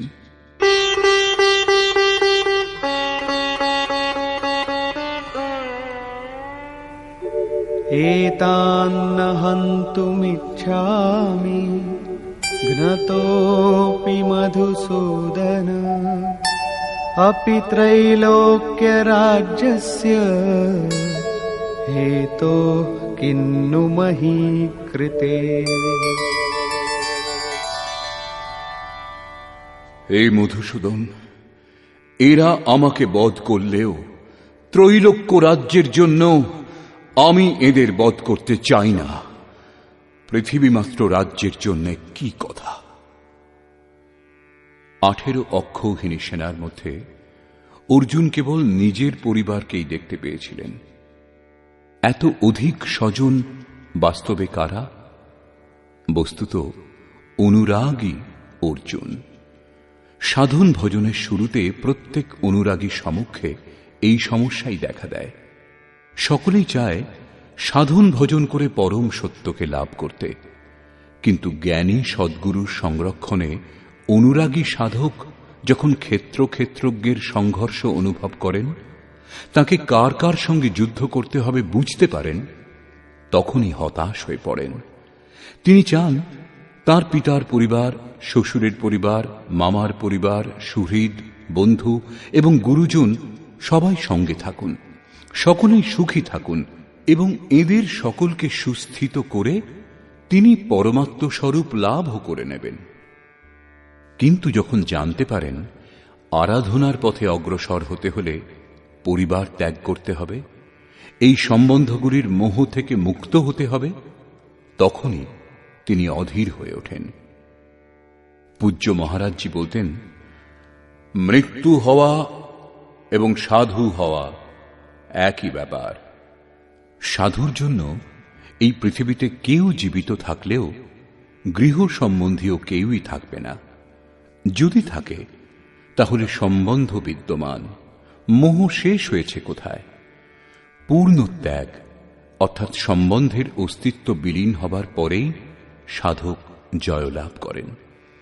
এই সম্বন্ধগুলির প্রসারই জগৎ, অন্যথা জগতে আমার বলে কি আছে?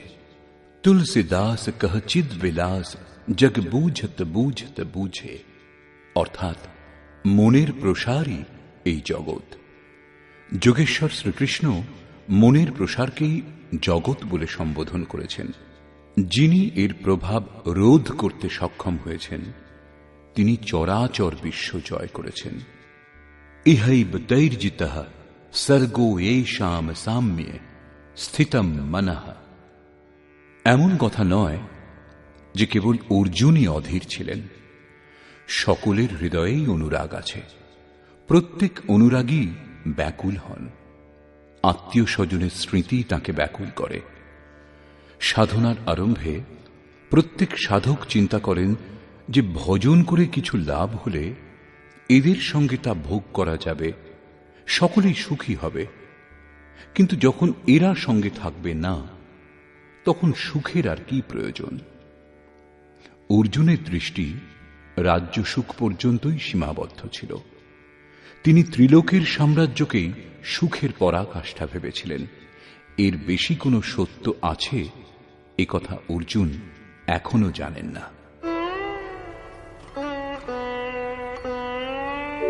নিহত্য ধার্তরাষ্ট্রান্নঃ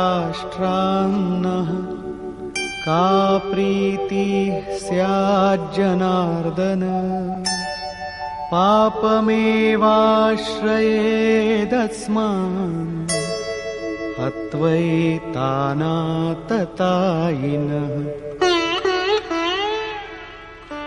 হে জনার্দন, ধৃতরাষ্ট্রের পুত্রগণকে বধ করলে আমাদের কি সুখ হবে?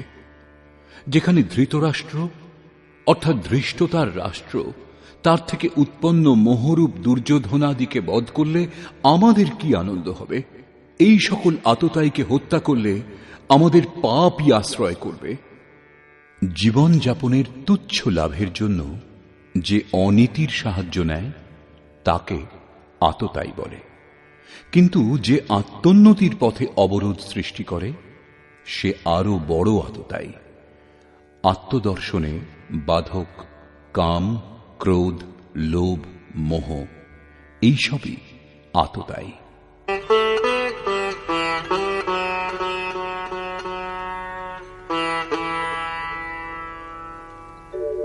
তস্মান্নার্হা বয়ম হন্তুম ধার্তরাষ্ট্রান স্ববান্ধবান স্বজনম হি কথম হত্বা সুখিনঃ স্যাম মাধব। অতএব হে মাধব, স্বীয় বান্ধব ধৃতরাষ্ট্রের পুত্রগণকে আমাদের বধ করা উচিত নয়। স্ববান্ধব কিরূপে? তারা সকলেই তো শত্রু ছিল। বস্তুত শরীরের আত্মীয়তা অজ্ঞানজনিত। ইনি মামা, শ্বশুরবাড়ি, স্বজন সমুদায় এ সকলই অজ্ঞান। যখন এই দেহটাই নশ্বর, তখন এর কুটুম্বিতাই বা কি করে শাশ্বত হবে? যতক্ষণ মোহ, ততক্ষণই আমার সুহৃদ, আমার পরিবার, আমার জগৎ। মোহ নেই তো কিছুই নেই। সেজন্য অর্জুন শত্রুদেরও স্বজন রূপেই দেখতে পেয়েছিলেন। তিনি বলছেন যে নিজ কুটুম্বকে বধ করে আমরা কিরূপে সুখী হব? যদি অজ্ঞান ও মোহ না থাকে তবে কুটুম্বেরও কোনো অস্তিত্ব নেই। এই অজ্ঞানই আবার জ্ঞানেরও প্রেরক। ভর্তৃহরি, তুলসীদাস এমন অনেক মহাপুরুষ বৈরাগ্যের প্রেরণা তাদের স্ত্রীর কাছ থেকে পেয়েছিলেন। কেউ বা বিমাতার ব্যবহারে ব্যথা পেয়ে বৈরাগ্যের পথে এগিয়ে গেছেন, এও দেখা গেছে।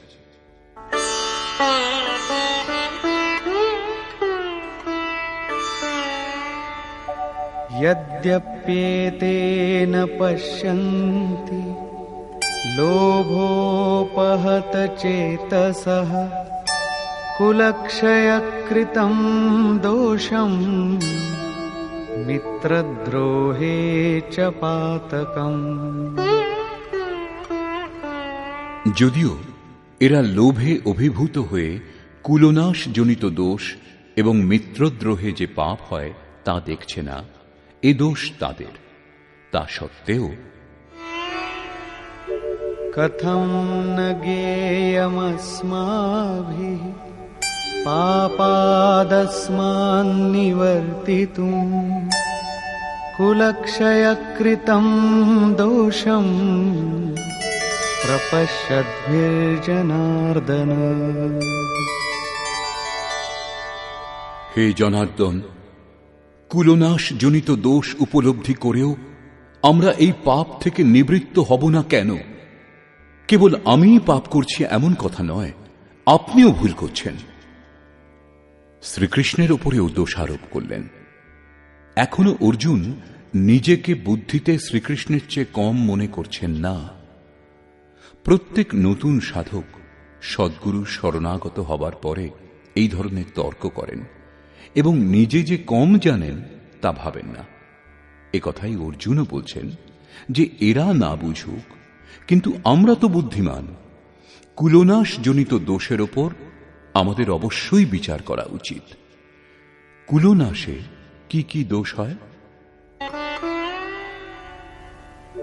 কুলক্ষয়ে প্রণশ্যন্তি কুলধর্মাঃ সনাতনাঃ ধর্মে নষ্টে কুলম কৃৎস্নম অধর্মোऽভিভবত্যুত। কুলনাশে সনাতন কুলধর্ম নষ্ট হয়। অর্জুন কুলধর্ম, কুলাচারকেই সনাতন ধর্ম বলে মনে করেছিলেন। ধর্ম নষ্ট হলে সম্পূর্ণ কুলকে পাপ দাবিয়ে দেয়। অধর্মাভিভবাৎ কৃষ্ণ प्रदुष्यन्ति कुलस्त्रियः स्त्रीषु दुष्टासु वार्ष्णेय जायते वर्णसंकरः। হে কৃষ্ণ, পাপের বৃদ্ধি হলে কুলস্ত্রীগণ কলুষিত হয়। হে বার্ষ্ণেয়, স্ত্রীগণ কলুষিত হলে বর্ণসংকর উৎপন্ন হয়। অর্জুনের দৃষ্টিকোণে কুলস্ত্রীগণ কলুষিত হলে বর্ণসংকর দেখা দেয়, কিন্তু শ্রীকৃষ্ণ এই সিদ্ধান্তের খণ্ডন করে আরো বলছেন, আমি অথবা স্বরূপ স্থিত মহাপুরুষ যদি আরাধনাক্রমে ভ্রম উৎপন্ন করেন তাহলে বর্ণসংকর দেখা দেয়। বর্ণসংকরের দোষের ওপর অর্জুন আলোকপাত করছেন।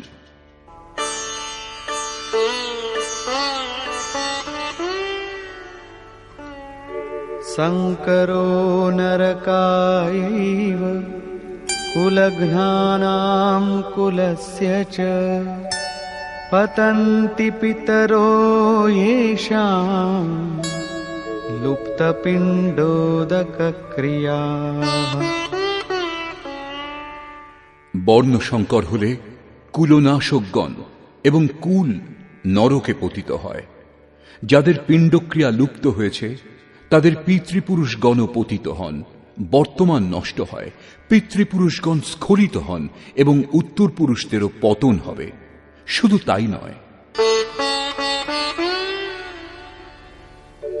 दोषैरेतैः कुलघ्नानां वर्णसंकरकारकैः उत्साद्यन्ते जातिधर्माः कुलधर्माश्च शाश्वताः। এই সকল বর্ণসংকর কারক দোষের দ্বারা কুল এবং কুলঘাতকগণের সনাতন কুলধর্ম এবং জাতি ধর্ম নষ্ট হয়। অর্জুন মনে করতেন কুলধর্ম সনাতন, কুলধর্মই শাশ্বত, কিন্তু শ্রীকৃষ্ণ একথা খণ্ডন করে বললেন, আত্মাই সনাতন শাশ্বত ধর্ম। বাস্তবিক সনাতন ধর্মকে জানার আগে মানুষ ধর্মের নামে কোনো না কোনো চিরাগত কুরীতি মেনে চলে। তেমনি অর্জুনও যা জানতেন শ্রীকৃষ্ণের অনুসারে তা কুপ্রথা। उत्सन्नकुलधर्माणां मनुष्याणां जनार्दन नरके नियतं वासो भवतीत्यनुशुश्रुमा। হে জনার্দন, যাদের কুলধর্ম নষ্ট হয়েছে তাদের অনন্তকাল নরকে বাস করতে হয়, এইরূপ আমি শুনেছি।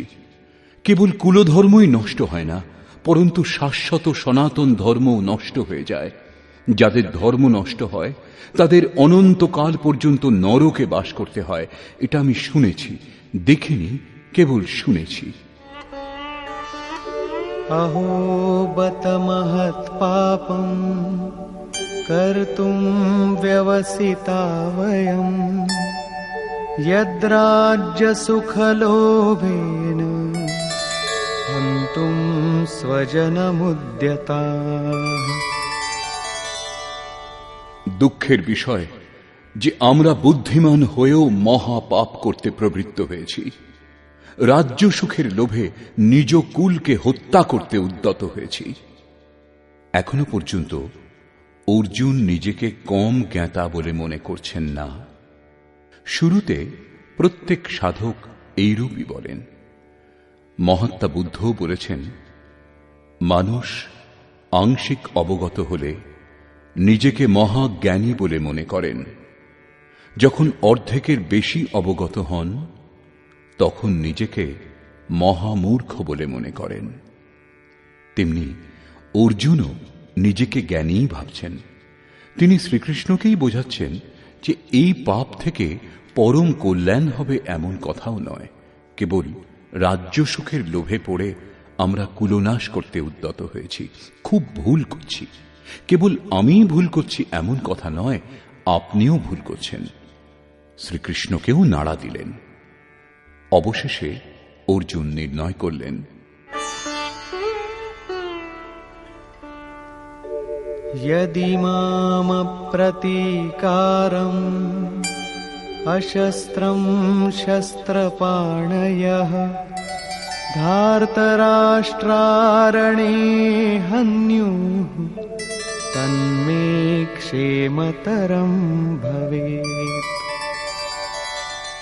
প্রতিকার রহিত এবং নিরস্ত্র আমাকে যদি শস্ত্রধারী ধৃতরাষ্ট্রপুত্রগণ যুদ্ধে বধ করেন, তাতে আমার অধিকতর কল্যাণ হবে। ইতিহাস তো বলবে যে অর্জুন জ্ঞানী ছিলেন, তাই আত্মবলি দিয়ে যুদ্ধ হতে দেননি। সন্তান সন্ততির সুখের জন্য, কুলের জন্য লোকে প্রাণের আহুতি পর্যন্ত দেয়। বিদেশে গিয়ে বৈভবপূর্ণ প্রাসাদে থাকলেও অল্পদিনের মধ্যেই নিজের কুঁড়ে ঘরের কথা মনে পড়ে। মোহ এত প্রবল হয়। তাই অর্জুন বললেন যে শস্ত্রধারী ধৃতরাষ্ট্রপুত্রগণ প্রতিকারে অনিচ্ছুক আমাকে যদি যুদ্ধে বধ করেন, তবু তা আমার জন্য অতি কল্যাণকর হবে। পরিবার তো সুখী থাকবে। সঞ্জয় উবাচ।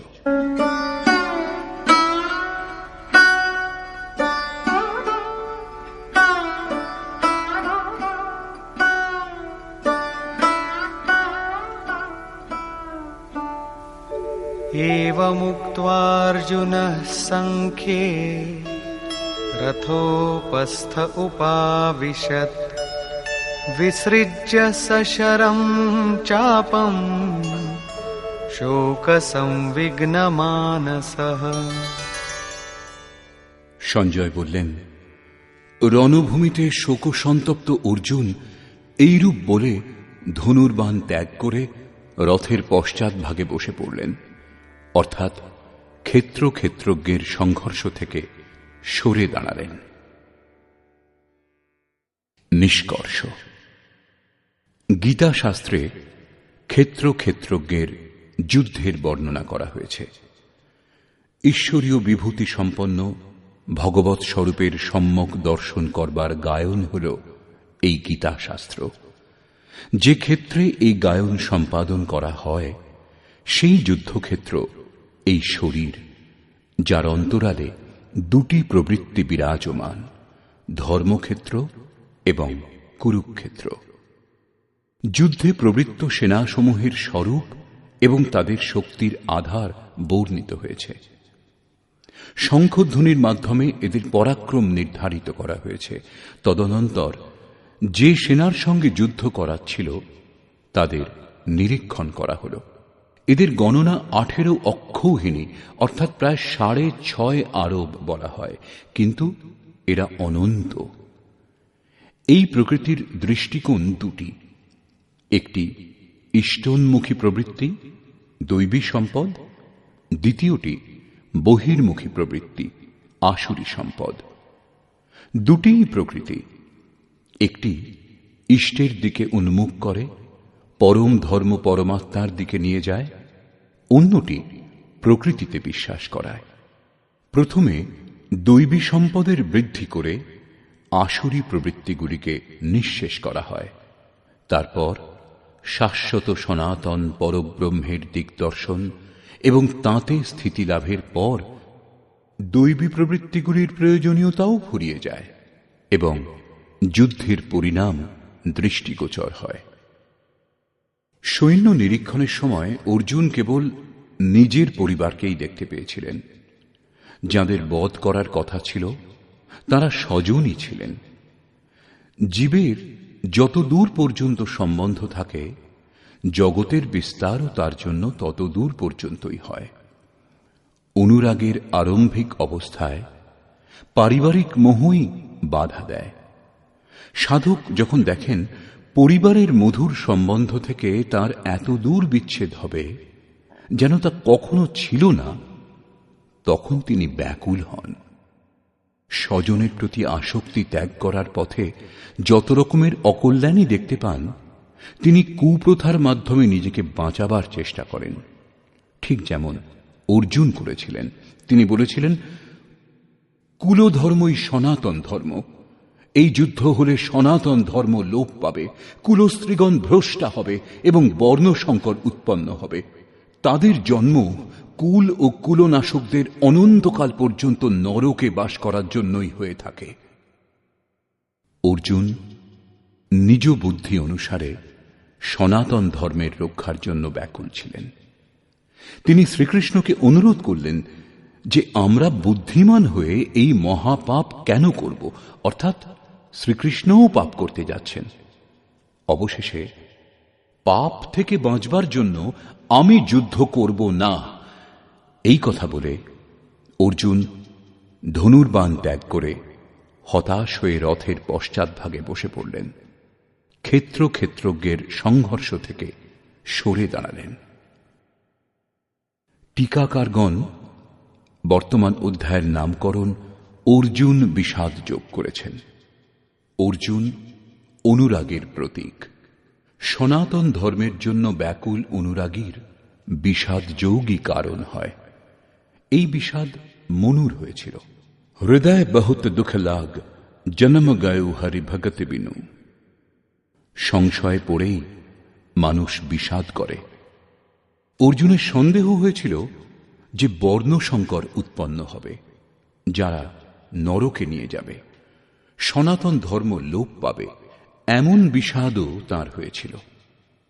অতএব সংশয় বিষাদ যোগের সামান্য নামকরণ বর্তমান অধ্যায়ের জন্য উপযুক্ত বলে মনে হয়। অতএব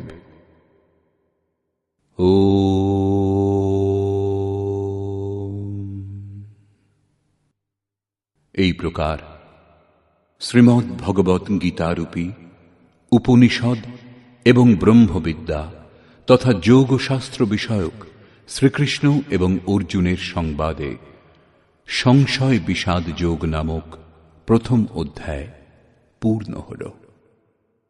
এই প্রকার শ্রীমৎ পরমহংস পরমানন্দজির শিষ্য স্বামী অর্গড়ানন্দকৃত শ্রীমদ্ ভগবৎ গীতার ভাষ্য যথার্থ গীতাতে সংশয় বিষাদ যোগ নামক প্রথম অধ্যায় সমাপ্ত হল।